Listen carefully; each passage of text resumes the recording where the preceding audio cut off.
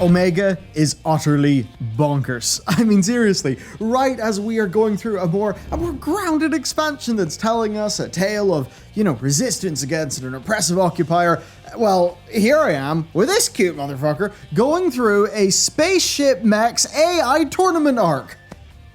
And they only go and bloody nail it, don't they? I mean, seriously, the ability of this team to host such a diverse span of tales within Atheris it's insanely impressive. When things are wacky, they clearly acknowledge the wackiness.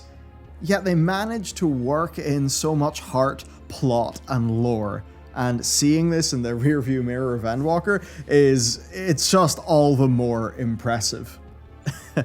Especially given what I'm going to talk about in the Endwalker spoiler bit of this video.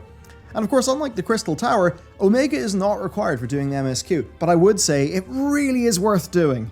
Right? It really is worth doing before you hit Endwalker, so do if you get the chance, though the queues, as I found out, can be a little bit rough. Now, the fights too, they're at the very least quite interesting. And the quality, I noticed, the quality does increase as it goes on, I found. And that's not a surprise, because thinking about it, Stormblood's patch dungeons, I felt anyway, got better and better and better as the patches rolled on. And then you go into Shadowbringers, and it's just all complete straight bangers from there on. But at the very least, with these bosses, the themes are strong, the spectacle is awesome, it's just a romp. Okay, it's non-Endwalker spoiler time, right? So I'm not going to talk about Endwalker spoilers here, just, the setup and the content of Omega, it is awesome, and I cannot wait to get in. I've had such a brilliant time. Also, by the way, self-promo, we are a game studio. Yeah, that's the other thing. So look, if you want a big narrative experience, because that's what we want to deliver to you, then our survival RPG, choice-based narrative, The Pale Beyond, it is on Steam, available for wishlist. We have went to every length to put you in the driver's seat, to give you the strongest, most immersive fantasy that we can. And look, I just reviewed the full beta of the game's prologue segment, and I can't really show you much. There's big things coming soon. I can't show you much or say much, but I'll just say my expectations have been exceeded. They're fucking nailing it. The Steam link is down below. The wish lists seriously help us a lot with the Steam algorithm, so it'd be super, super appreciated. Okay, let's roll. The first and most immediately obvious thing is just, well, what a way to do homages to past FF games, and somehow still have it work. I mean, imagine World of Warcraft deciding to use the Caverns of Time to do a full raid with loads of callbacks to the franchise's history and all those, cool bits of the lore and... Oh, actually, wait. I was going to say that would be bonkers. No, that would actually be really cool. Maybe that's an idea. But anyway, essentially, right, we catch up with Sid and the crew. We go to figure out what the hell's going on with Omega. We meet up with the ever fantastic Nero. I love the Nero and Sid dynamic. And we jump in. And bam. Omega's not terrestrial. No! It is not some ancient Allagan super weapon that was, perhaps, used to a whole bunch of things. No, it's a bloody alien. It's one programmed for battle. Essentially, right? It's reasoned to itself that it must dedicate, fully to gaining more power, to constant self-improvement. So, its whole scheme is to lure us in, which flings us into almost a tournament arc versus legends of old, civilizations from other dimensions. Oh, and also, there's Alpha. Alpha's the cutest, Alpha is the best, Alpha is brilliant. And of course, what's interesting then is, because Omega was always believed to be an Allagan creation, well, learning then from Midgard-Somer and everything that Omega is in fact extraterrestrial, well, that makes quite a few things about the Allagans actually make a fair amount of sense. And, well, just think of all of the impacts that Allagan technology has had, right? Because, well, I mean, there's Omega's tie into, Bahamut and Dalamud, right? Just everything that happens. It's amazing how intricate this entire tapestry is. And then, of course, there's Endwalker-y things, but I can't talk about those right now. I'll talk about them soon. But okay, references. So the first wing is FF5, right? So much of it through Delta Scope. Of course, they can do that under the guise of it all being myth. But then what's really cool, actually, is the whole framing of the dimensional rift actually makes it fit FF5 really well. It's just so cool. And then moving on, of course, we're fighting a train. Train levels are awesome. Train bosses are awesome. I don't know, trains, they're just really cool. And yes, fight a train, Sigma Scope is FF6. Now, look, I have not played FF5 or FF6, but you know, I've got like that sort of glancing knowledge of the franchise, but not much experience. But suffice to say, it's all making me think, pretty good the pixel remasters are on their way out. I mean, of course, Crystal Tower, that's another FF game. You being Warrior of Light, like that's FF1. Makes me pretty excited for the, you know, completely crazy bonkers game they've got coming out. Was it Paradise? Oh, I can't believe I've spaced on its name. But yeah, I can't wait for that, and especially to see if it manages to get, well, cover any of the referential ground that FF14 has covered. I think that would be really cool. But going back, I just thought that this was all so much fun. It was great seeing them have fun and it being fun. And yes, I've only have that glancing knowledge of the broader franchise, but I imagine for the people who love the franchise, or well, have done for longer, I suppose, that this was a just really cool thing to see. But what almost surprised me even more is that this didn't yank me out of the experience. You know, previously if you told me, hey, did you know that the Alliance Raid series of the next expansion of Shadowbringers is a tie-in to the Nier franchise? I would have said, that's cool, Yoko Taro's cool, I like these people working together. Also, what the hell, really? A reference for an entire raid But now I can actually see how they can make it really cool and actually be additive, not just be a cheap reference, but be additive. So at the very least, they get the premise and they get the spectacle, right? And then, of course, they do have that dedication to keeping it more grounded in the characters. Between each fight, there's at least a conversation. Later on, often extended cutscenes and a fair chunk of quest content, even 2 duties. You know, it's not a raid. It's a story. Some of the story is raid bosses. Other bits of the story are the story. It's really nice to see the narrative not have to suffer because the format is a raid. And certainly when they can just do these one-shot raid bosses, I just think that seems to give them a lot of freedom in their storytelling, and it's just such a power. So even if a boss fight doesn't push the whole thing forward, well, that fight does push the narrative forward in a nice way. Yeah, just very different how other MMOs do their endgame raid stories, and very welcome. I love the creative freedom it seems to be giving them. And plus, they know how to do a fight. I mean, even bloody Kafka, that's an example of the FF14 team. Yes, sticking to a circular boss fight arena, but then using that for just tremendous scale, you know? They can pull off scale just so impressively. Of course, the references end with Alphascape, and wow. I mean, everything everything Midgard Sommer said is true, and here we fight him, as he was when he defended his star, recreated by the Omega AI, of course, because that's Omega directly referencing, I suppose, its own experience, but also, Midgard Sommer is fighting for a similar reason to why the Warrior of Light fights.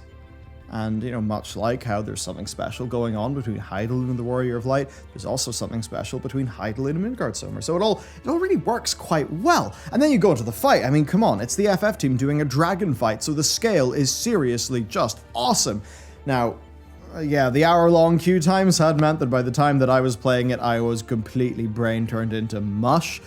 So I died a few stupid times, but just what a cool fight. And what a way to experience the scale, the cosmic scale of FF14's lore in a way that is grounded with our character's story. So, the likes of Alpha being such a fun character, and actually Alpha having a lovely arc even up to this point. Nero and Sid just having the best of banter that, sometimes the little cracks in each character's bravado, you can see the little crack and you're like, oh wait, no, underneath it all, yeah, they do care. Omega's struggle, to logic through how we mortals are so powerful, and just the general wackiness and the fun, it just made this such a romp that it just literally has everything. I mean, Omega trying to artificially induce your strength by outright deleting you, and just saying, hey, I'm going to delete you in 2 minutes. So this is what manifests your incredible bravery and strength in battle, right? Of course, Midgardsormr saving us. Fighting a reconstruction of him in his prime. I mean, through all of this, you're just so gripped. And then the big things happen. The Omega fight. What a fight. One where I'm very glad of FF14's combat res rules, because by this stage, I waited another like 40 minutes for the queue. My brain truly is mush. It's like 3 a.m. But of course, the bright side of that combat res system is, yeah, you make a mistake, but you get back up, the fight continues, you learn from it. And the guitar. Seriously. These guys know when to bring the guitar in, don't they? Because even thinking back to the first time, you know, fighting Garuda, Shiva, and then, you know, this, and of course, no, you know, I very keenly remember all the other times a guitar has been used to punctuate a key moment, and holy shit, they know how to do music so well. Oh, Soken, he's too powerful. And then it's serious. Then somehow I'm completely transfixed as this ultra cute chocobo is saving me from deletion at the hands of Omega. The reason being that Omega's like, all right, I've learned a whole bunch here. I'm going to go, you know, wipe this slate clean, recalibrate, iterate, get some new mortals in. Of course, that's just going to involve us being deleted. Omega's fine with it. He's a cold AI. Well, you know what's coming if you finish Endwalker. Of course, that's exactly the reason why he can't understand our power, where it comes from. And, you know, just seeing Alpha travel that vast expanse, the memory bank scan recounting, you know, Omega's journey through the stars, the music, even the determined little run that Alpha does, which is at, like, you know, at one hand it's super cute, and on the other hand it's like, oh my god, he's trying. He's becoming more, he's growing up. He's growing up, he's having emotions, he's becoming more than just you know, a little creation that was designed to lure us mortals in. It's completely a joy. And then even more joy when the reveal happens. And it's not just the cool factor, it's Alpha's actions here really showing his character. And of course, Alpha doesn't have dialogue. And it just shows that Omega created real life. I mean, hell, even those camera moves after the reveal onto Sid and the Warrior of Light. It's just such a well-executed scene. And it's not even a voiced scene. Sometimes, you know, the voice work can do so much of the heavy lifting, but here, even without that, just all their strengths are just so... I mean, it's no surprise because, of course, this is the final bit of the Omega Raid series.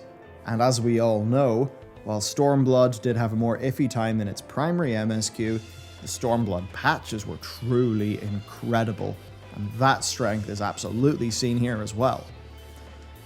So what a journey up to this point. So many challenges, constantly tested to our limits. I suppose if you think about a certain Mr. Ye Galvis, you know, just, well, I mean, obviously I'm being tested for limits here, all the stuff with him. I guess it's the Warrior of Light kind of being forced through a sort of journey that he relishes. Because ultimately, while you might just think this is all some fun and games, no, whatever Omega creates, because Omega can create, right? Like, I suppose manipulate the Aether. So whatever Omega creates at the end of this tournament arc could be truly a existential threat to the star. I mean, Omega then defeating that and becoming even more powerful, truly existential threat. So the stakes are absolutely at the maximum here. And then by the time that final fight happens, and Omega's humanoid form is revealed, honestly, the levels of just let's fucking go are off the goddamn charts. So let's talk about the end of the Omega Raid series and the really cool lore. So that ending then, I mean, just that whole experience from the final fight to the, you know, to when, you know, not the credits roll, but, you know, Finn. What a magical experience. I don't even know where to start. I just kind of loved the entire thing. I mean, first off, like, yeah, obviously, we defeat Omega, yes.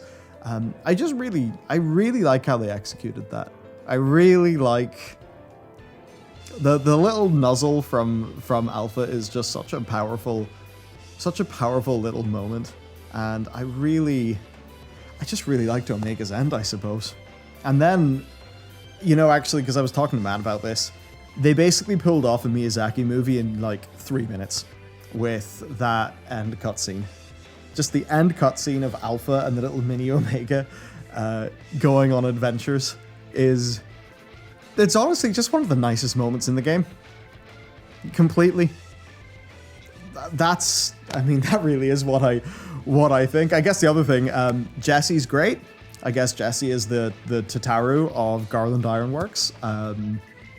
Nero, you friggin' you scamp. So I think Jesse's just going to send Sid into the mines and get him to work to pay off that debt. But man, I just bloody loved it. Just experientially, it is so strong. And I cannot believe how they pulled together you write down what this raid series is on paper, and it's completely bonkers. And I almost can't believe just how much heart they were able to get into the character of Alpha, and like that moment where Alpha speaks to you, or like through the echo, obviously indicating that Alpha now does in fact have a soul. It's just such a powerful little moment. I don't know, man. It's as the feeling that a Ghibli movie leaves you with. I don't know if you watch Whisper of the Heart. You should. Whisper of the Heart is I don't know if it's my favorite Ghibli movie, but it's like way up there. It just leaves you with that feeling. So I just think that Omega Raid series is marvelous, and it is essential. It must be done. It must be done. Of course, when we're getting into the lore too, this is the Stormblood Raid series. Establishing, setting up, rounding out, bulking out lore that we only really properly engage with in Endwalker, which is like 2 expansions later. That's pretty incredible in itself. It almost has me wondering, okay, mild Endwalker spoilers. Actually, just Endwalker spoilers from now on. Whenever Emmett Selk talks about the places, right? Like the whole southern continent we haven't explored, all of those things. I then just do think as well about the little shooting star just as the dip to black happens in the final cutscene. Just makes me think, what could that shooting star be? Because, yeah, obviously it could just be there as a nice thing, but there's few dev teams who are as good at pulling together things they've done, years and years in the past into the future, right? So I would not at all be surprised.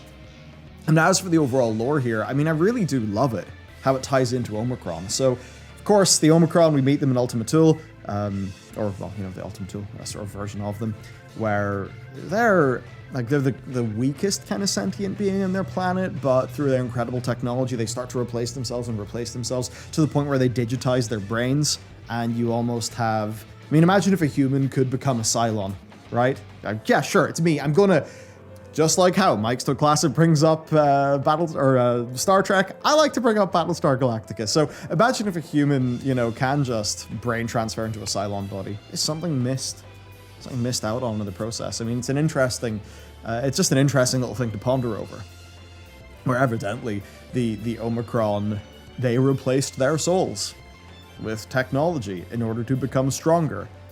And what turned from hey, we're the weakest sentient, race on our planet, we're being beaten up, what are we going to do about this? Which, there's obvious then parallels with the Garleans, right? Because the Garleans don't have that mastery over magic that everybody else does, but they have the incredible technology, so you almost wonder, well, what happens?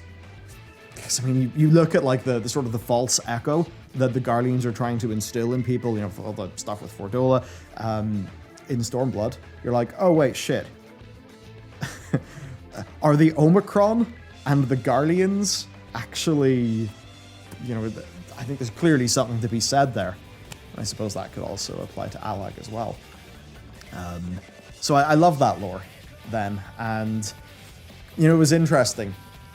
I think some of the Omicron stuff, like I really, really enjoyed Omicron when it appeared when they appeared in Endwalker, and it's quite interesting because I feel like playing Omega after, I really, really enjoyed Omega, knowing all the Omicron lore, but then equally also know that doing Omega first and then experiencing all the Omicron lore would be really strong. I actually think that both ways work quite well, because I know I bloody loved both of them experientially. But I really enjoy the way they've pulled this all together, where essentially they're kind of going for these like end stage civilizations, and you know, you could say they're not particularly realistic. You know, was it reductio ad absurdum or whatever. You know, the kind of, you reduce the thing to the point of absurdity to kind of make the grander point. You know, they're kind of doing that with these civilizations, which at the very least is conceptually extremely fun, and I enjoy I just enjoy everything that is in Ultima Thule, basically. I loved it, and I guess just further exploring the plight of the Omicron, how they came to be the way that they were, through the character of Omega, I just thought was really, really, really strong. And perhaps I knew that it had greater significance because I had already experienced Omicron, which perhaps elevated how much I enjoyed Omega as just as a character. But overall, I just think that this is an incredible raid series. I love how it ties into the lore of Endwalker. And it's just that wacky thing, you know, where because they are so good at just everything being important, everything being relevant, it just gives you this great confidence in every piece of content they put into the game, that it matters, that what it does for the lore and the story actually matters, you know? And, it's just powerful. Another thing, and I suppose this is exiting spoiler territory, is the way that all of this content is set up, you know, gameplay-wise and systems-wise. It means that while, sure, this was far easier for me with all of the scaling than I think it would have been at the time, but I did enjoy how I was doing all of these as actual proper fights. You know? I was dying regularly because, I mean, I'm a dumbass, and also I was really tired and sleepy whenever I was doing the content. But they were real fights. You know, I really felt like I was playing FF14. And I suppose it's that thing, like, the reward system is, a small amount of poetics, but of course, because it's the first time clear, you get 100 poetics for you know, each one, so I got 1,200 poetics, which, I mean, I was pretty happy with, because then, I was able to buy the Shire gear, and I love the mage Shire gear. I just think it looks so classy. So yeah, I mean, I'm really happy with the rewards that I got, actually, but just even without that, like, just experientially, from the perspective of playing a slice of video game, between the story and then the actual content mattering, and the spectacle being really cool, like, you don't have to give me rewards to get me to go and do that train fight, because it was just cool. It was a cool slice of video game. And I guess that's it. The quality as a gameplay experience and as a narrative experience, you know, completely transcends the need for MMORPG reward mechanics. And of course, I think then it's just so great that the scaling systems of FF14 allow for this content to shine, even though, like, this raid series started coming out in 2017, and it's now 2022. I'm doing 5-year-old MMO content and having an absolute blast, and having real, true, proper gameplay. I mean, that's just so strong. And I'm now thinking, okay, shit, Alexander, let's go. You know, I'm thinking about the Nier raid. I'm thinking about doing Evilise, eventually getting onto Baja. And just knowing that the scaling means that all of this will feel like proper content, like proper video game, it is so exciting. And it just means that experience that I think those of us who are new to the game, that experience we have is so strong. Because, you know, if you get, say, to a World of Warcraft player, and you say, hey, you know, my favorite expansion was Mists of Pandaria. You say this to a new person. The new person goes, oh, cool, I'd love to try Mists of Pandaria. And they go back to the content, and, you know, it's actually hard to, you know, even leveling is weird with the scaling. And then you're like, oh, wait, the Thunder Isle, that's really cool. And, you know, you go in and you just completely one-shot face roll everything because there's no scaling. The Rathian Legendary quest that had some cool content in it, that's gone, so you can't do it. So all of that content is dead. And, like, the gameplay experience, just even if you did it as best you could now, you'd have to have loads of prior knowledge of how to do the content in the right order to have that good experience. And even at that, the scaling stuff doesn't exist. Whereas over in FF land, this older content still shines today. And I just think there is a very important lesson in that. because if the game wasn't as well constructed as it is, I don't think I would have been able to have such a good experience like I had this time. So, big lessons, and I don't know, man. I mean, right now, Alpha's just my favorite. I want more Alpha. I want to know what happens to Alpha. I want Alpha to have a great time. It's like the end of a Miyazaki film. That's my review of Omega. And if you have watched something like Whisper of the Heart, you know what that feels like. And for them to achieve that via Raid series with like where they can't, there's not even voice acting, I think that just is a testament to how excellent the narrative design is here. So hats off. I loved Omega, and I implore everyone who has not done Omega to do Omega. My only tip is maybe find a tanking healer so the queues are a little bit less brutal. Have a wonderful day. Thank you to everyone who has hastened me on to do this content, because I'm truly grateful. I had a brilliant time. All right, see you later.